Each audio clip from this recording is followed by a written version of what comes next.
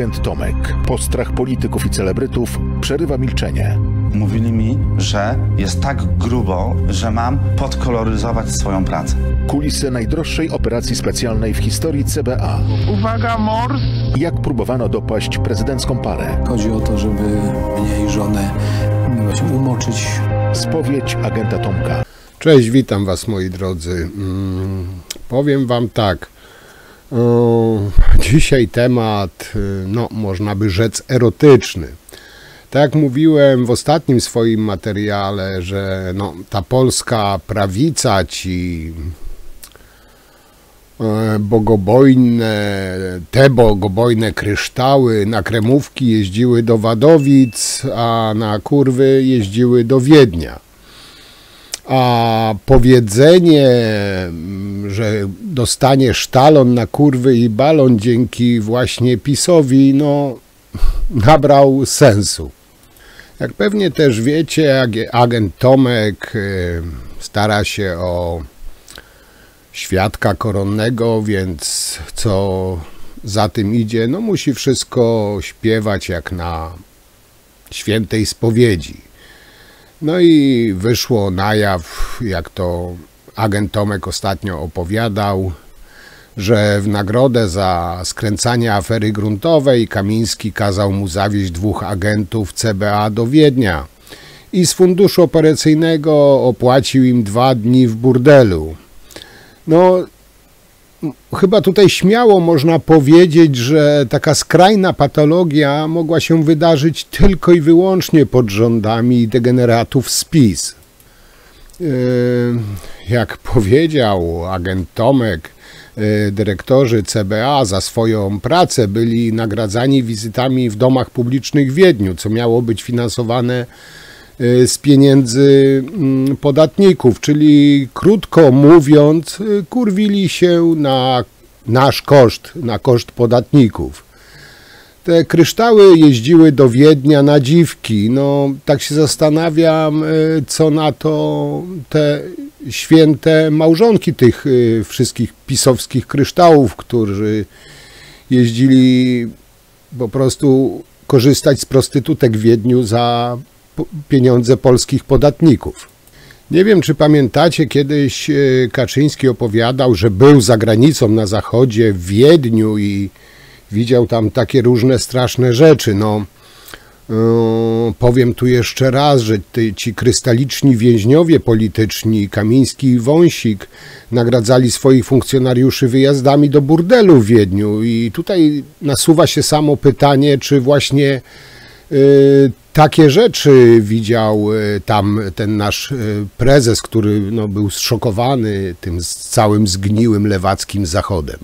To był tylko pretekst do tego, aby ci panowie zostali wynagrodzeni za swoje wierne działanie w postaci spędzenia 2 dni w domu publicznym w Wiedniu. Pobyt w Wiedniu płacony był z pieniędzy polskich podatników. Za ich pobyt w domu publicznym, w hotelach, posiłki, alkohol płaciłem pieniędzmi z funduszu operacyjnego. Mariusz Kamiński i Wąsik rozliczyli te pieniądze bodajże 3-4 dni przed tym, jak zostali odwołani ze stanowiska. Natomiast wiedzieli, co wydarzyło się w Wiedniu, jak wyglądały imprezy i na co pieniądze zostały spożytkowane. Nikt mi tego nie proponował.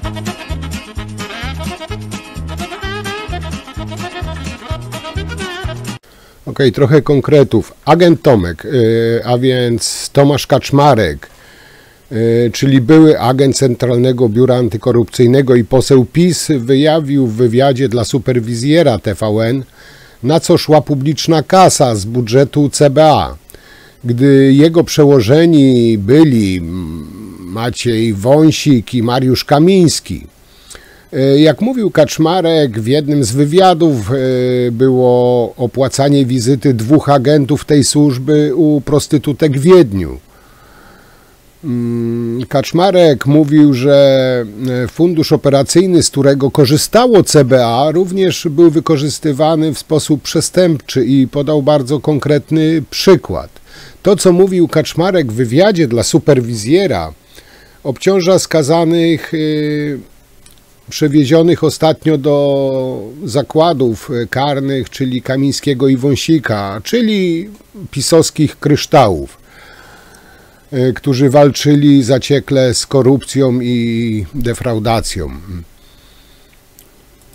Jak opowiadał Kaczmarek, na polecenie Kamińskiego i Wąsika pojechałem do Wiednia samochodem służbowym wraz z 2 dyrektorami Zarządu Operacyjnego Śledczego, panem Grzegorzem P. i Krzysztofem B., którzy również są skazani w aferze gruntowej. Taka mała ciekawostka.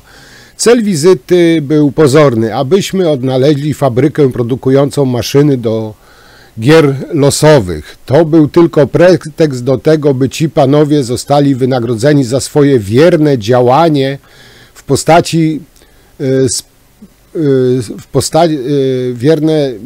postaci spędzenia 2 dni w domu publicznym w Wiedniu, opowiadał agent Tomek. Wyprawa, tak jak mówił Kaczmarek, była opłacana z pieniędzy podatników. Wyjazd ten nie był ukierunkowany na zwalczanie przestępczości, zaznaczył. Po Kaczmarka zareagował też Roman Giertych. Agent Tomek ujawnił, że kierownictwo CBA, w tym ostatnio skazani, opłacało agentom z budżetu CBA wizyty u prostytutek za szkalowanie opozycji, czy arcybiskup Gondecki, który tak ostatnio wstawiał się za skazanymi, podzieli się z nami swoją refleksją w tej sprawie. No tak mówił Giertych. Giertych skierował ogólnie zawiadomienie do prokuratury i tutaj w związku z ujawnieniem przez byłego agenta CBA informacji o sprzeniewierzeniu pieniędzy publicznych przez kierownictwo tej służby na opłacanie prostytutek dla funkcjonariuszy CBA, w przyszłym tygodniu zespół do spraw rozliczeń PiS złoży w tej sprawie zawiadomienie do prokuratury, powiedział Giertych. Była to kwestia afery hazardowej. Pamiętam wtedy na polecenie Kamińskiego, Wąsika pojechałem wraz z 2 dyrektorami Zarządu Operacyjno-Śledczego, panem Grzegorzem P. i Krzysztofem B., którzy również są skazani teraz w tej sprawie gruntowej razem z Kamińskim i z Wąsikiem, i pojechaliśmy do Wiednia. Pojechaliśmy tam samochodami służbowymi. Cel wizyty był pozorny, abyśmy odnaleźli fabrykę produkującą maszyny do gier losowych. Ale to był tylko pretekst. To był tylko pretekst do tego, aby ci panowie zostali wynagrodzeni za swoje wierne działanie w postaci spędzenia 2 dni w domu publicznym w Wiedniu. Co pan opowiada? To bardzo poważne oskarżenie. Rozumiem, że ma pan jakieś dowody na to, że coś takiego się odbyło, tak? Pobyt w Wiedniu płacony był z pieniędzy polskich podatników. Wyjazd ten nie był ukierunkowany na zwalczanie żadnej przestępczości. Pan tam był, wziął pan w tym udział, Dostałem polecenie służbowe, aby tych ludzi tam zawieźć, zapłacić za ich pobyt, ponieważ jako funkcjonariusz pod przykryciem dysponowałem dostępem do pieniędzy na kontach legendowych, które miałem stworzone, i za ich pobyt w domu publicznym, w hotelach, posiłki, alkohol płaciłem pieniędzmi z funduszu operacyjnego. To jest bardzo poważne oskarżenie, o którym pan mówi. Ktoś może powiedzieć, że oczernia pan swoich byłych współpracowników. Tak? Po to jest status świadka koronnego, aby móc te wszystkie sprawy wyjaśnić. Mam nadzieję, że prokurator, który będzie mnie przesłuchiwał, nie zmęczy się po 12 godzinach, tylko będziemy ciężko pracować i wszystkie Czyli te według kwestie tego, co pan opowiem. mówi, to była kwestia nagrody tuż przed dymisją Mariusza Kamińskiego? Mariusz Kamiński i Wąsik rozliczyli te pieniądze bodajże 3-4 dni przed tym, jak zostali odwołani ze stanowiska. Natomiast wiedzieli, co wydarzyło się w Wiedniu, jak wyglądały imprezy i na co pieniądze zostały spożytkowane, na uciechy i potrzeby cielesne ludzi, którzy zostali wynagrodzeni za swoją wierną służbę. Ja przecierałem oczy i nie dowierzałem ze zdziwienia, że coś takiego się dzieje. Bo owszem, funkcjonariusze pod przykryciem pracują w tego typu miejscach i korzystają z funduszu operacyjnego, ale walcząc z bandytami. Jak to... Moi drodzy, powiem wam tak, no to, że w ten sposób to jest pewnie jeszcze nic, bo no, z naszych podatków też przecież, no, znaczy nie może, no, po części może i z podatków, ale i z datków w Dąbrowie Górniczej Klechy też się nieźle zabawiali. Ale jeśli chodzi o agenta Tomka, tutaj bym chciał wbić taką małą szpilę lub dolać no, przysłowiową łyżkę dziegciu do tego miodu całego. Bo weźcie sobie tak, wyobraźcie, taki agent Tomek, no, pupilek Kamińskiego i Wąsika, no i też protegowany oczywiście samego nadprezesa Zbawiciela Narodu Jarosława. I to jest przykre, bo chodził taki za tobą,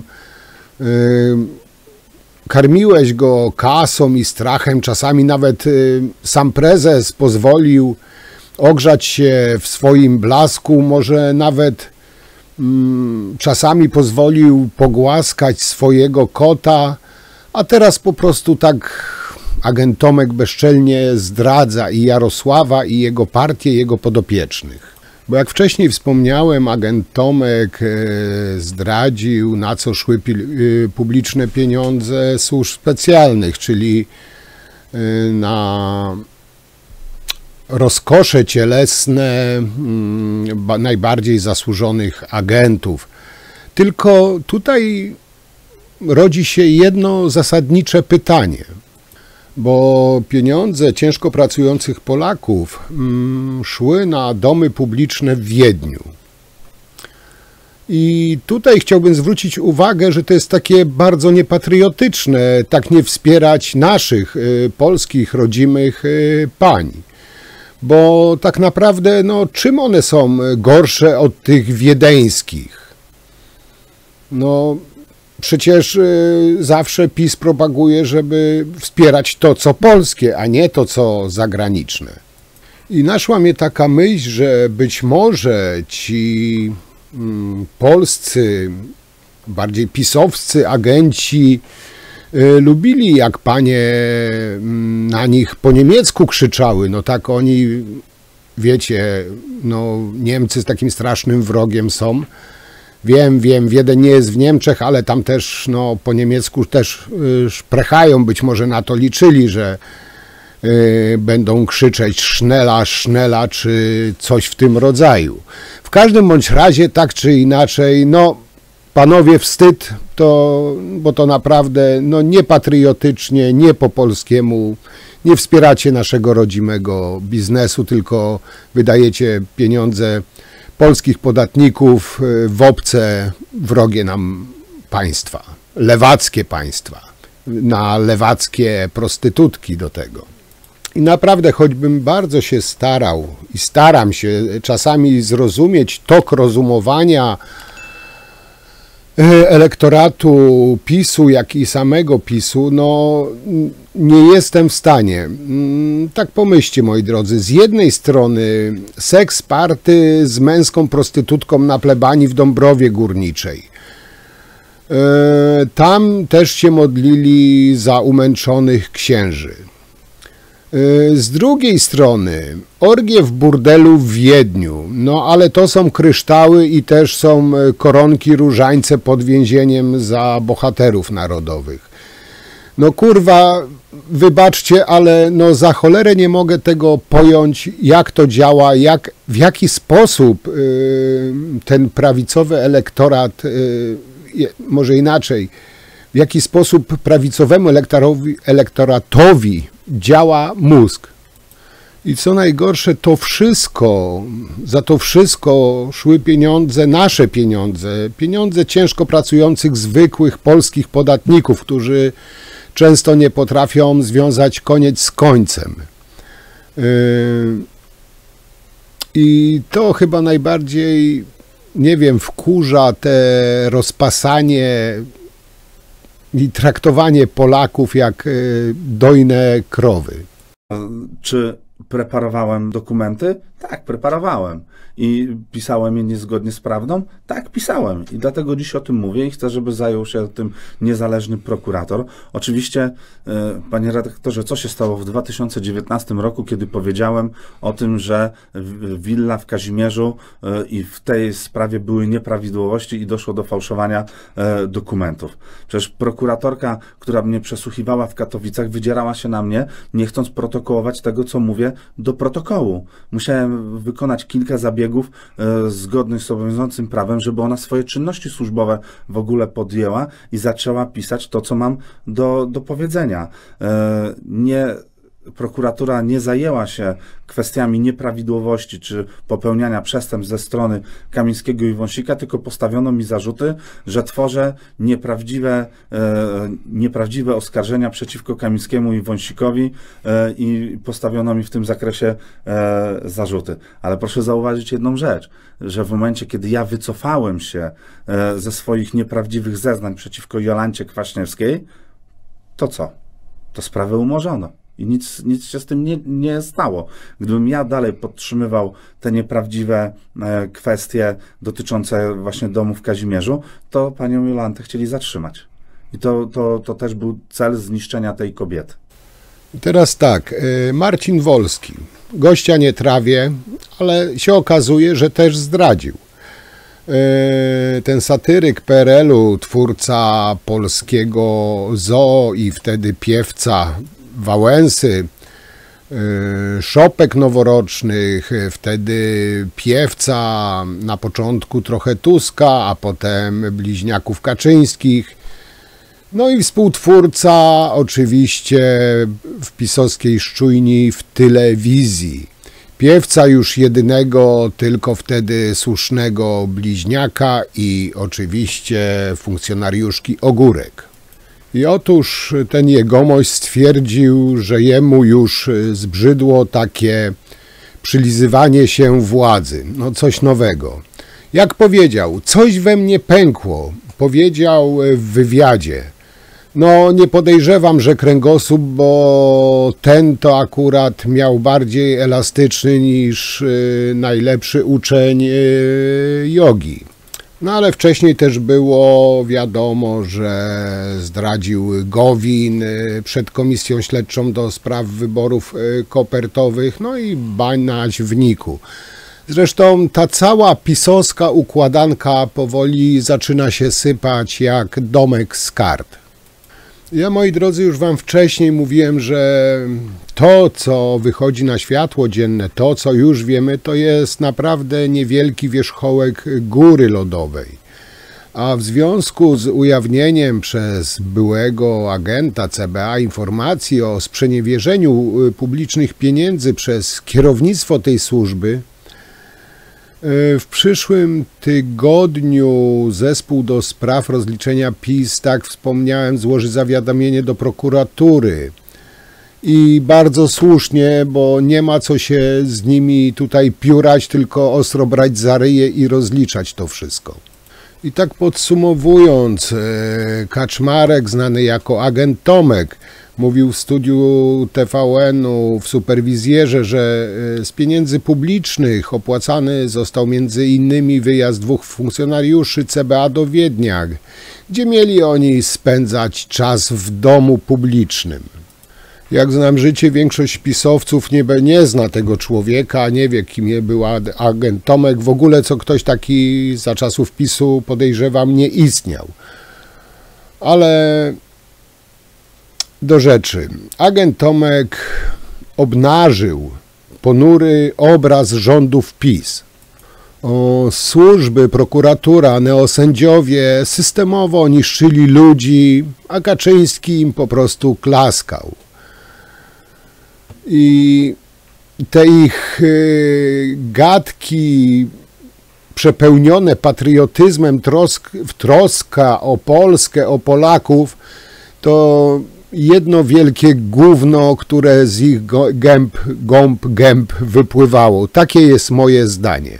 Kamińskiego i Wąsika lansują na bohaterów narodowych, męczenników, którzy przeżywają niewyobrażalne katusze w lewackich lochach zbudowanych przez samego Tuska i oczywiście Niemców. Te wszystkie kółka różańcowe, te spędy zwolenników, obrońców tych kryształów są po prostu żałosne. Tu na tym zdjęciu widzicie 2 kryształy, a za nimi właśnie odpowiedni regał na takie kryształy jak oni. I na koniec pytanie, dlaczego akurat Wiedeń? Podejrzewam, że te nasze kryształy miały tam sporą bonifikatę dzięki karcie stałego klienta, no bo nie wiem, jak inaczej to wytłumaczyć. Moi drodzy, czasami komentując wydarzenia lub to, co się usłyszy, to, o czym się dowie, po prostu brakuje słów i staram się ubierać to w jakieś tam sensowne słowa, choć wiem, że nie zawsze to wychodzi, bo dla normalnie myślącego człowieka to się po prostu w pale nie mieści. I tutaj na koniec właśnie w sucharze dnia wrzucę wam jednego z pisowskich tak zwanych ekspertów, znawcy od wszystkiego. Nie, to nie będzie Jaki, chociaż Jaki, Kaleta, Katchanek i te inni też, oni się znają na wszystkim, oni wszystko wiedzą najlepiej. To jest młoda pisowska krew, ale też już lepiej wie niż profesorowie prawa, konstytucjonaliści, eksperci. On po prostu wie wszystko najlepiej i posłuchajcie jego, na pewno o wiele bogatszą wiedzę z tego wyjdziecie. No, człowiek encyklopedia po prostu. A ja wam już dziękuję i jak zawsze, no cóż, do zobaczenia przy następnym materiale. Trzymajcie się, cześć.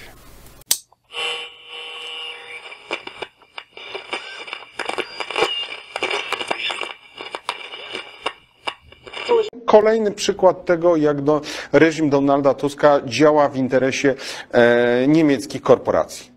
W pełni się zgadzam. Rzeczywiście, no to też jest symboliczne, że ta dyktatura Tuska rozpoczęła się od ataku na postaci, które walczyły z korupcją, które były tym symbolami rzeczywiście uczciwości, przejrzystości działania państwa i które rzeczywiście, wobec których Donald Tusk wykazuje pewną chęć zemsty za to, że w 2009 ujawnili aferę hazardową, też aferę o podłożu korupcyjnym, która się działa w rządzie Donalda Tuska.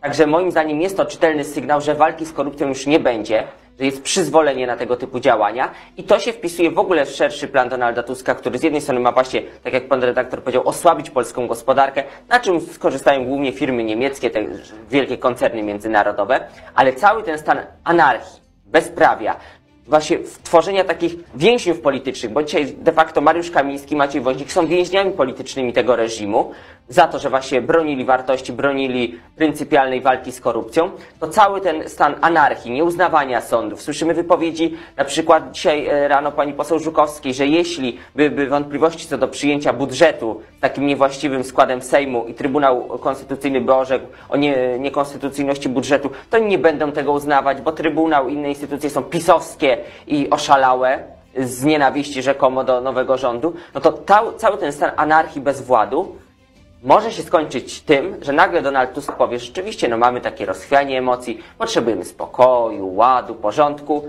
a jak kto może przywrócić ten porządek, no taki stary porządek pruski, no tylko jakby... Siły interwencyjne. Tak, zewnętrzne z Brukseli, a de facto z Berlina. I moim zdaniem to jest wszystko przygotowanie gruntu pod zgodę na tę centralizację Unii Europejskiej, tę budowę superpaństwa europejskiego, no bo skoro Polacy, to warcholstwo polskie nie potrafi się samorządzić, no to może ktoś powinien z góry wskazywać, w jakim kierunku mamy podążać.